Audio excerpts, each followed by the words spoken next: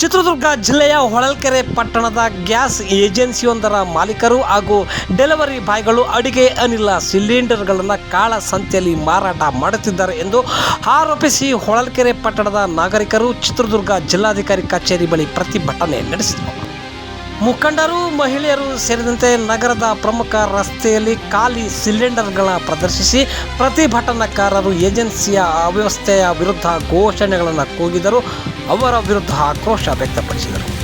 ಬಳಿಕ ಜಿಲ್ಲಾಡಳಿತಕ್ಕೆ ಮನವಿ ಸಲ್ಲಿಸಿ ತಮ್ಮ ಅಳಲನ್ನು ತೋಡಿಕೊಂಡರು. ಸರ್ಕಾರ ನಿಗದಿಪಡಿಸಿದ ದರ 926 ರೂಪಾಯಿಗಳಾಗಿದ್ದರೂ ಏಜೆನ್ಸಿಯವರು ಕೃತಕ ಅಭಾವ ಸೃಷ್ಟಿಸಿ 1400 ರೂಪಾಯಿ ಇಂದ 1800 ರೂವರೆಗೆ ಹಣ ವಸೂಲಿ ಮಾಡುತ್ತಿದ್ದಾರೆ. ಒಂದು ತಿಂಗಳಿಂದ ಅಡುಗೆ ಅನಿಲ ಪೂರೈಕೆಯಾಗದೆ ಗ್ರಾಹಕರು ಹೈರಾಣಾಗಿದ್ದಾರೆ.